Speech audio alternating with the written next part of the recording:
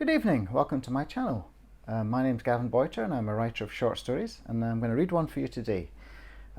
This is story number 118, I believe. And as ever, it's based on 5 random words, which are... And this story is called Three-Legged Race. Jane McFarlane had never felt more powerful than in the winter of 2019, 58 miles into the Great Glen Skyline Ultra. Nobody unfamiliar with the world of ultrarunning would imagine she'd run over 2 marathons in distance, over mountainous trails in a little over 8 hours. Jen felt a slight niggle in her left ankle, which she'd almost gone over on a few miles back during an awkward leap over a stream, which had burst its banks and flooded the trail. However, experience told her it wasn't a serious injury. At 29, Jen was 4 years into her ultramarathon career, having long given up on becoming the next Paula Radcliffe in the marathon. Her 2:34 at Berlin in 2014 was by far her personal best over that competitive distance. Jen knew she'd never be on the podium beside the Kenyans and Ethiopians. Here in the rarefied and, to the general public at least, superhuman world of ultrarunning, she was already a legend, having featured on the cover of Runner's World twice in the last 3 years. She'd come 5th in the UMTB last year and placed 4th at the Western States 100, a race she'd been invited to join by its event director, no less. And yet, Jen knew that somewhere ahead of her, her old school friend Harmony Okeki was bounding gazelle-like over the same wind and rain-scoured Scottish terrain, intent, no doubt, on showing her up once again. That's how it felt, at least. Personal. Harmony had been there at the start of Jen's last 3 races, even the comparatively obscure Jurassic Coast 100. Hovering like some vengeful shadow. No, not shadow. That felt wrong. Harmony had beaten her in those races, her agile, easy stride feeling like a rebuke to Jen's effortful gait, all gangly arms and shuddering quads. Jen knew these feelings were unfair. Harmony had never been anything other than scrupulously polite to her every time they'd met. She'd always extended one tiny, dark, perfectly manicured hand in greeting, together with an air kiss and a quiet, "Good luck out there," or similar. So why did Jen still feel Harmony resented her? The marshals at the Drumnadrochit checkpoint had informed her she was in 3rd place, behind Harmony and Muriel Chen, the US ultramarathon legend that neither of the 2 Edinburgh-born girls expected to beat. Apparently there were only about 6 men ahead of them too, which was amazing, except Jen only had one runner in her sights, the Nigerian-born Harmony, the girl whose friendship she'd lost when she'd moved to a better school to join an elite track team. She'd meant to keep up with Harmony, she really had, but the private school girls had just seemed more worldly and more fun. An icy squall hit Jen full in the face as she crested her eyes, lungs raw from the sub-zero air, and face half numb on one side from the sleet which had begun to fall half an hour ago. Jen was glad she'd worn her grippiest trail shoes, and wondered how Harmony's standard-issue Mizunos would cope. The cold dug its claws into her here on top of Carna Lettre, a hill that the organisers had added to the route for sadistic fun only this year. The dull slate-grey eye of Loch Ness lay behind her to the right, and a small tarn gleamed in a stray patch of sunlight a few miles ahead. Thinking of her adversary, somewhere down in the moorland below, Jen remembered a school sports day back in 1999, a few years before her 10th birthday. It had been just as cold and wet, but in Scotland in the dying years of the 20th century, you didn't call off an organised event under anything less than hurricane conditions. Jen and Harmony had decided to do the 3-legged race, and they'd made their friends laugh by tying their shoelaces together and practicing. But this was no laughing matter, and there was a Spice Girls compilation on offer for first prize, which Jen and Harmony had won by a margin of several hundred yards, their tied-together calves pounding as one while they counted in unison, 1, 2, 1, 2, 1. Jen's idle reminiscence was interrupted weirdly by Harmony's unmistakable voice, yelling. Was she imagining it? There were footprints in this sleet-covered trail ahead of her, a hard-packed, semi-frozen slice of gravel between gnarly heather and leg-scarring gorse. The prints were small, 4-foot-only indentations which ended at a granite promontory. Jen came to a sharp halt, almost stumbling over the hidden staircase of rock that zigzagged down the slope ahead. "Look out!" a voice from behind Jen shouted, as she instinctively stepped aside in time for 2 male runners, a burly, bearded man wearing number 11, and a thinner Eastern European looking guy with a 4-digit number pinned to his shorts. They clattered down the steps and haired off together over the plain. Jen, meanwhile, had spotted the source of the cry some 20 feet below her to her left, a thin figure clad in a sky blue singlet and shorts, which contrasted with her dark skin. Harmony had taken a tumble, evidently, falling down the side of the staircase and rolling into a gorse bush half submerged in slushy snow. Jen winced at the very thought of it. Harmony was sitting upright, but her left leg seemed to have vanished into the snowdrift, and she was pressing down on her ankle. "Sorry, I thought you were a marshal," Harmony called up to Jen as she considered her options. "Go on, I've called for help."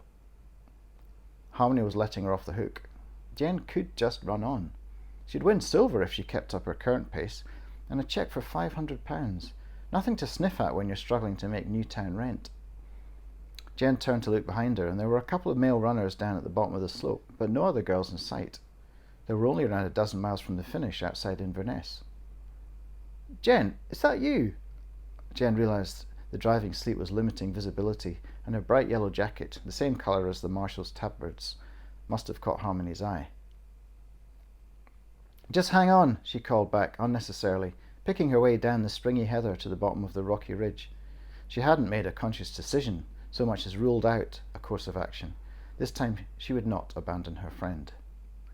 Harmony's heart-shaped face was contorted with pain, her cheeks streaked with tears. She shook her head as Jen approached. "You don't need to. I've put a call in. The marshals are on their way." "Don't be daft. You'll freeze to death. They'll never get a vehicle up here anyhow. We need to get you down to the road. Hey, why's your ankle under the snow?" Harmony tucked both hands under her left knee and pulled, wincing in pain as her ankle, bent at an untenable angle, emerged from the gritty, wet snowdrift. It was swollen and the skin had darkened to a horrible purple hue. "Twisted it to fuck, icing it." Jen realised she was pulling a face. She turned it into a sympathetic "ooh." "Good idea. How long have you been here?" Harmony smiled mischievously, despite her pain. "At least 10 minutes. Where have you been?"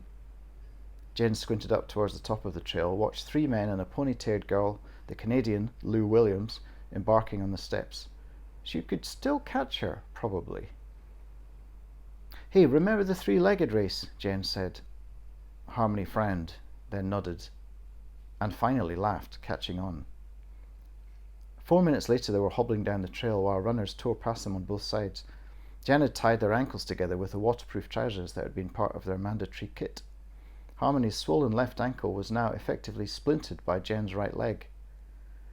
The wind was bitterly cold, blasting fully into their faces. A stray flake of snow drifted into Jen's left eye, blurring her vision as she looked down to carefully place each foot. As they made their way towards the tree-fringed descent that marked the last section of the trail, Harmony turned to Jen. "You didn't need to do this, you know." Jen shook her head. "Bit of a cunt if I hadn't." Harmony, despite her religious upbringing, or perhaps because of it, laughed at the forbidden word.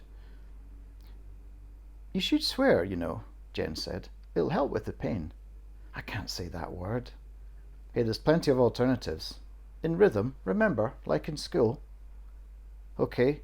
1, 2, 1, 2. Fuck, wank, fuck, wank."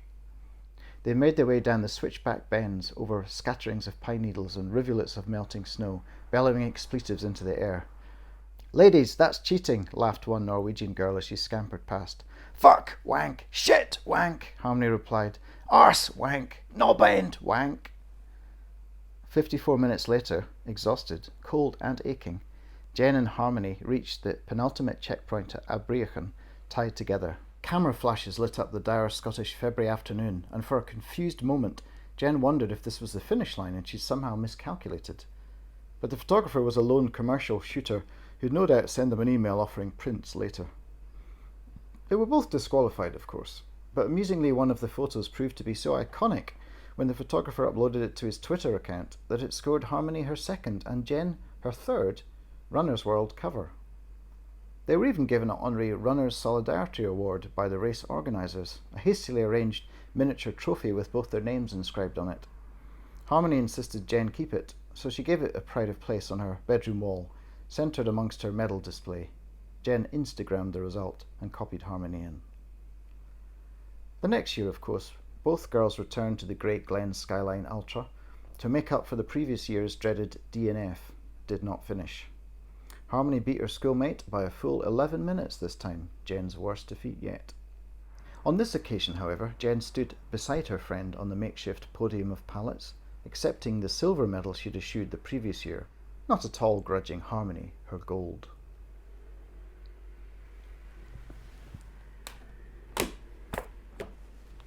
So that's a little running related story based on